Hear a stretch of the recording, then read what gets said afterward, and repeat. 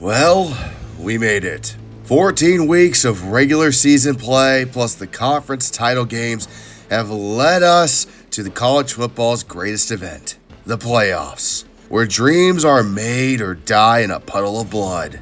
This second incarnation has already produced absolutely zero controversy whatsoever, and everyone is thrilled about the selections. Nope, no drama here from anyone. Anyways, let's get going, shall we? Well, you're here. You made it to the playoffs. I hope you sent a big-ass box of chocolates and flowers to Duke after they became the biggest troll in college football history and forced the committee to pick you. A fuck ton of people seem to be pissed off that you're here, mainly because you're representing the goddamn Fun Belt. Honestly though, fuck them. Fuck them all! You also made it here because you went 12-1 and earned it, damn it! Now is the time to go out and prove them wrong. It's a continued pattern of overcoming the odds for the Dukes of James Madison.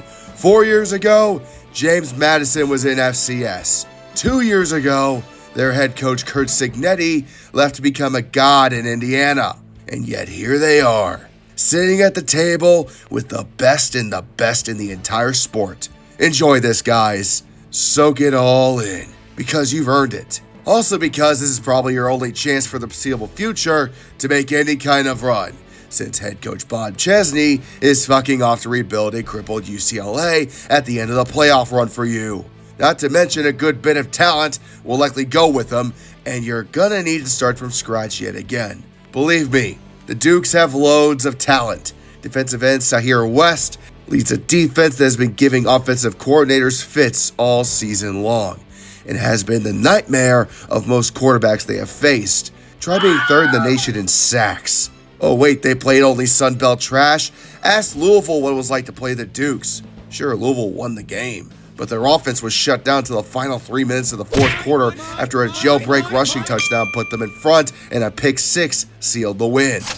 Yeah, the score doesn't look so dominant now, does it? That said, this offense has to be running perfectly against Oregon for the Dukes to have a chance, and this is where I'm going to have any doubts. They had to be bailed out by pixie dust bullshit more than once this year to win a ball game.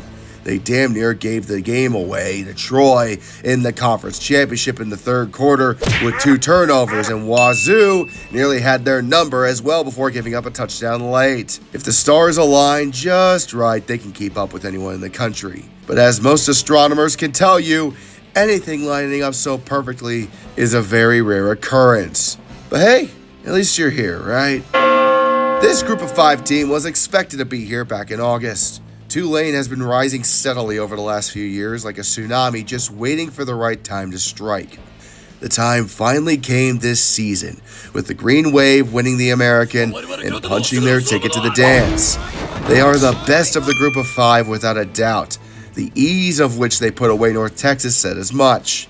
Why were they able to pull off such a season after losing quarterback Darian Mensah to the transfer portal? Well, it's simple. They owe a bouquet of roses to BYU. After Jake Retzlaff left the university following the scandal that rocked him during the offseason, Tulane was there to scoop him up.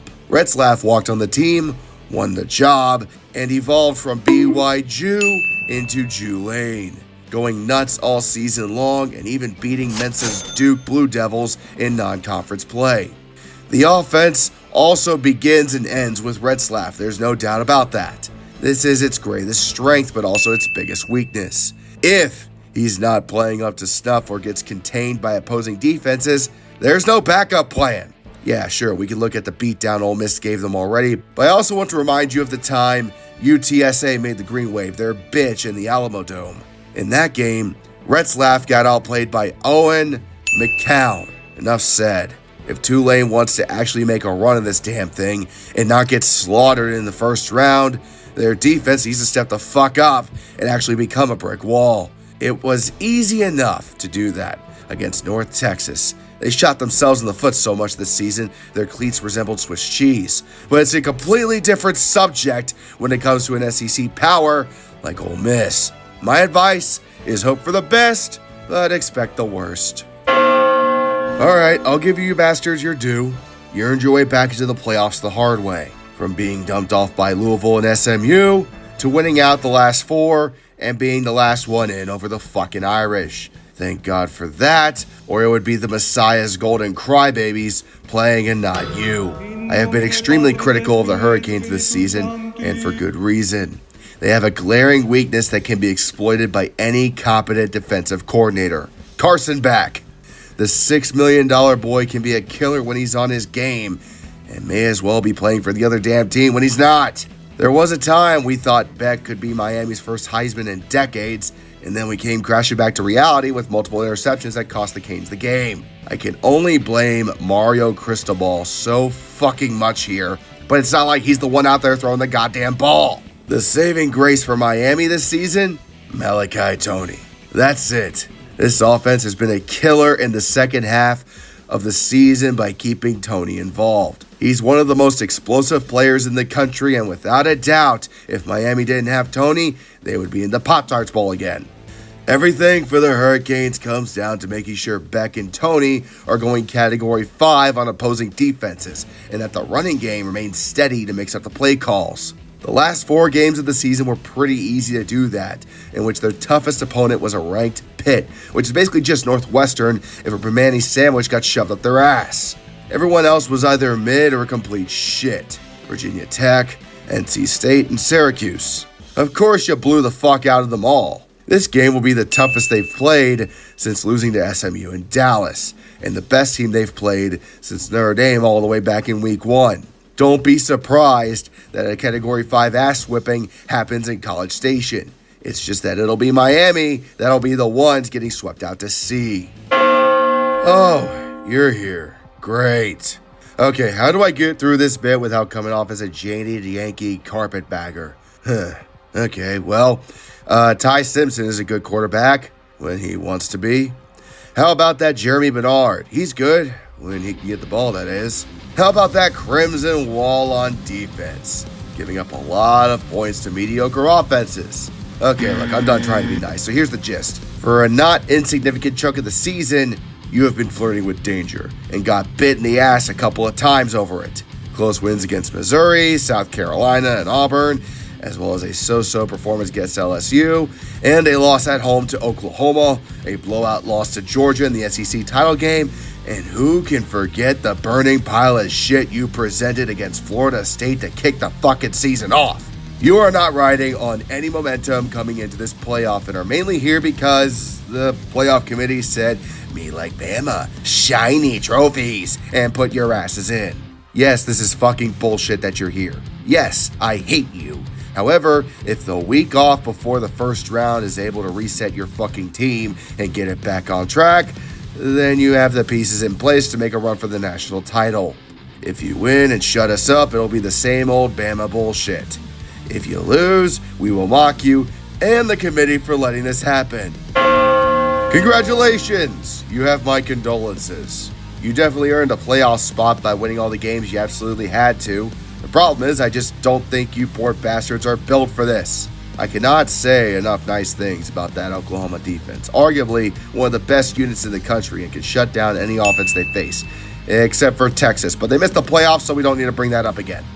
No, as long as it's another day in the office for Oklahoma, their opponents won't score many points on them. Their special teams is also very good and has made multiple explosive plays throughout the season. They aren't going to be a problem in the playoff at all. So what is holding the Sooners back, you ask? Their offense is so bad they couldn't score in a brothel. John Mateer started hot but cooled off significantly since his injury early in the season. He's leading the offense onto the field and then immediately off of it, again and again, after picking their noses for 3 plays in a row. The only time you will see the offense actually working correctly is if the defense forces a turnover in prime field position. Then, like zapping Frankenstein's balls, they come back to life for 5 minutes before rolling over and dying again. 2/3 of this team is national championship material, while the final third has been cleverly disguised as UMass for most of the year. For Oklahoma, it's simple.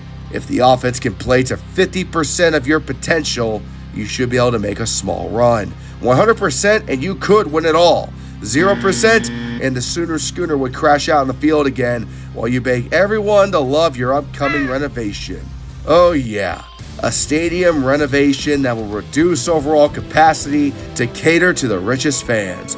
Where have I seen this shit before? Okay, motherfuckers, I need you to pay very close attention to me, okay? Cool. You want to know what the cure is for battered Aggie syndrome? Oh, I'll tell you all right. It's called doing the exact fucking opposite of what you did in Austin against varsity. You came into DRK, saws in hand, ready to go, only to commit ritual seppuku with those damn saws. You will have 3 weeks off to sit and stew on that loss to get ready and also get the horns out of your ass. Also, since you've been able to win in crazy situations like having to score 4 touchdowns in a row to beat South Carolina late in the season, there are 0 fucking excuses for you. Miami is coming into your house, which will be packed with 108,000 screaming red asses ready to blow out their eardrums. The offense must come firing out of the gate and not start slow again. You have one of the best in the country with Marcel Reed under center, for Christ's sake. It shouldn't be this hard. It's not like he's boomer bust at times and prone to dumbass mistakes. Oh wait, he is? Oh well, it doesn't matter. Your defense needs to continue to be a wrecking crew no matter what the offense does. I know your coordinator fucking off to Kentucky and all that, but all the players are still in place to make Miami's life a living hell. You have knocked off Notre Dame on the road, so we know you can handle high-pressure environments. This is also the best A&M team since the early 1990s. I swear to Christ, if you blow it in Game 1, I'm going to drag your asses through glass, just like I did back in September. So, not much happening in Oxford since the Egg Bowl, right? Been a boring couple of weeks? Uneventful? Yeah, sure. Look, unless you've been living on Mars for the last month, it's been a hell of a time to be Ole Miss. From going 11-1 and celebrating an Egg Bowl to watching your head coach hoe himself out to the goddamn Purple Tigers. Anyone who thinks this won't affect Ole Miss during their playoff run is completely delusional. Of course it will. It just depends on which way. The Rebs will either have the motivation of a virgin about to get laid for the first time, or the motivation of that same virgin 3 hours later when he's been rejected and she laughed his ass off after looking at his Star Wars collection. The Rebs struck gold with Trinidad Shameless. Dude came off the bench back in week 3 and took the SEC by storm, lighting up opposing defenses in the air and on the ground. Add in the efforts of Kewan Lacey and you've got one of the top offenses in the nation. If not for the original starting quarterback, Austin Simmons, hurting his ankle, they might not be 11-1. However, let's take a look for a moment at that one loss. Do you remember that Georgia game? 2 things contributed to that loss. A defense that could do absolutely nothing to stop Gunnar Stockton, and an offense running out of gas in the 3rd quarter. Ole Miss simply will not win a playoff game if it devolves into a damn shootout. It also doesn't help the offense that most of the offensive coaching staff that got them here got on the plane to Baton Rouge with the snake. We have no idea what this team is going to look like with Paul Golding running the ship. Granted, offensive coordinator Charlie Weiss Jr. will be with the team during the playoffs, so it's not completely screwed up. Yes, they're at home playing against Tulane, who they creamed once already this year. I get it, but we really don't have any clue what we're dealing with here. We shall find out soon enough. Oh boy, it's time for another edition of Wounded Ducks. Look, Oregon did what they needed to do short of, beating Indiana. On the bright side this year, you don't have to worry about running into Ohio State again in your first game. You got a favorable opponent in James Madison at home at night. Everyone feels like an ass-kicking is in order here, and who wouldn't? The 3 running back combo of Noah Winnington, Jordan Davidson, and De'Aaron Hill Jr. will be tough to contain. Even if you are able to do that, Dante Moore just so happens to still fucking exist. Unlike other years as well, Oregon has a goddamn defense that's worth a shit. For once, they're finally balanced, as all things should be. Okay, I lied. There is actually one thing that is not balanced and hasn't been all year long. Wide receiver. First, it was losing Evan Stewart before the season even began. Now add to the list Dakarrion Moore and Gary Bryant Jr. Simply put, Dante Moore is running out of targets to hit, and the passing game has to click if they want to make any kind of run here. There is a chance that one or both of those guys could come back if they do go on a decent run, but in the meantime, you gotta make chicken salad out of chicken shit. For the Ducks, it's simple. Ground and pound until you can't no more. For how well known the Ducks are historically as being a pass-heavy offense, That's not been their calling card this year. While I think they do have a very good shot of making it past James Madison and can make it to the next round, I frankly cannot imagine them making it all the way with the squad they have right now, especially with who they have to face if they do advance. Money talks, bullshit walks. And buying a $28 million roster may not guarantee you a spot in the playoffs, but if you know what the fuck to do with it, it's basically yours to lose. Tech understood the assignment and executed it damn near flawlessly.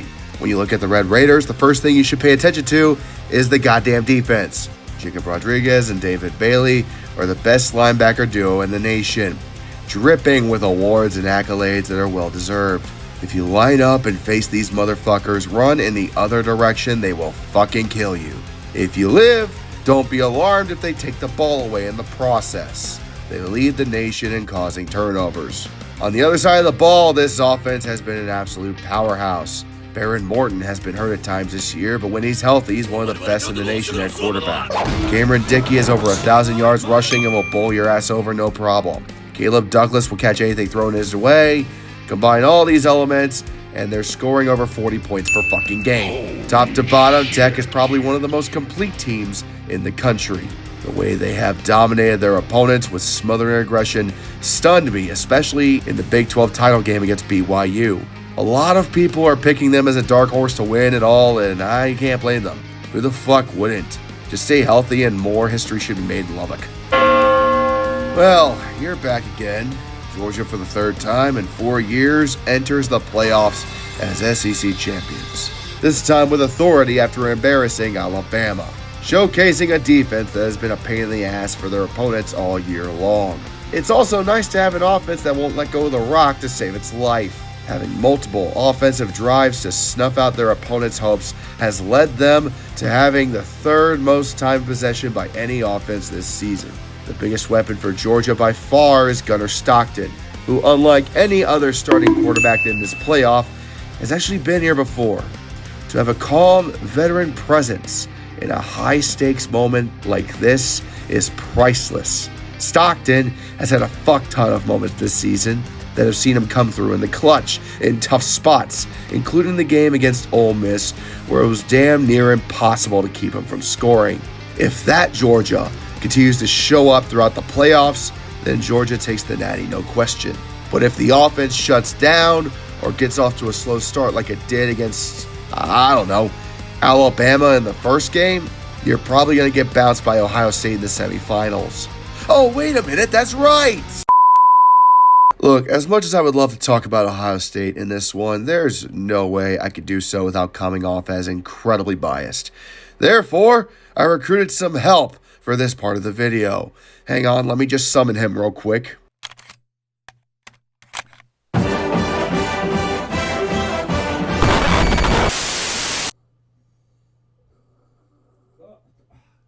Is my time already? Okay, hold up. Working on it.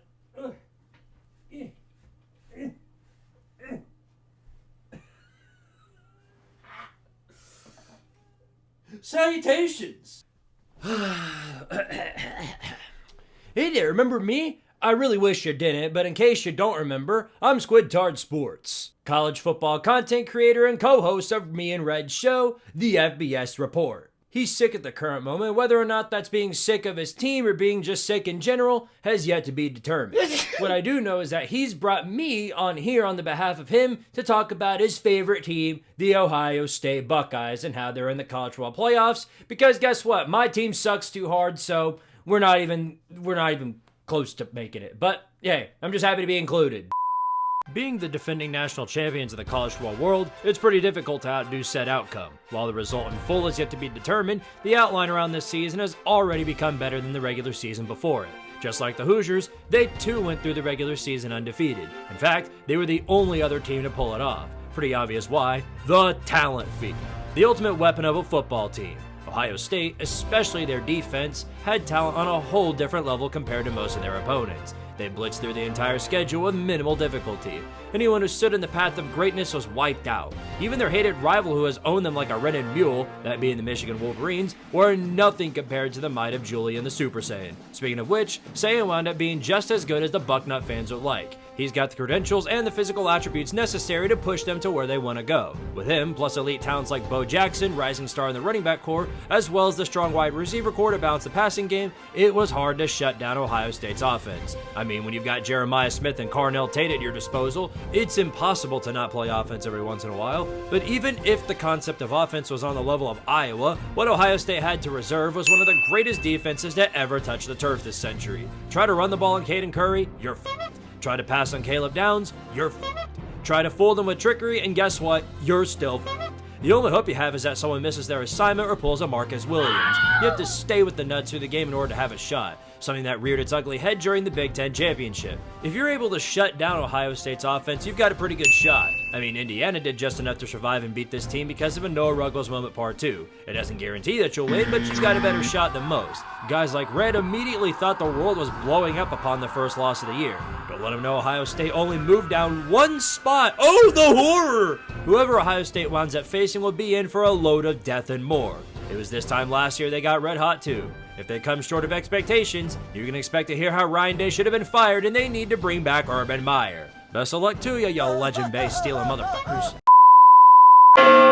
Never before in college football playoff history has the number one team in the nation, or really any team, so highly ranked been considered a little bit of a Cinderella story. Normally, whoever's top dog is someone from the old guard, like in Alabama, Ohio State, Notre Dame, Georgia, even Oregon at this point. Those guys, it wouldn't be shocking to see those guys here. But instead, a very different team reigns supreme heading into the playoff. It's Indiana. It's not like this is their first rodeo. They made it to the playoffs last year. They just fell short in the first round of Notre Dame. If you ask Curt Cignetti, they feel like they got to this point a year late. But that first team sacrificed itself to become the foundation for the new Indiana, led of course by, of all things, a Hoosier Heisman, Fernando fucking Mendoza. The Cuban sensation has gone from a California cast-off into a legend in Bloomington. He's already getting a statue next to Curt Cignetti one day, but if you ask him, he will say everyone on this team should have a statue as well. And I don't fully disagree with him. Elijah Surratt, Roman Hemby, and Omar Cooper Jr. have helped him get to where they're at. An offense that is the actual definition of clutch, as seen in their game against Oregon, Penn State, and especially their Big Ten title victory over the Buckeyes. Don't forget about their defense that is also so good they held Ohio State to just 10 points. If there is ever an Indiana team that will win the national title, this is probably going to be the one to do it. Just hope Mendoza doesn't fall to the might of the Heisman curse and you should be fine. This is pretty worthless in all honesty, as anything could happen, but I'm just going to go with Indiana knocking off Georgia to win the title and shock the football world. Also because it'll make the SEC dick suckers cope, seethe, and mauled for a third straight year. If it takes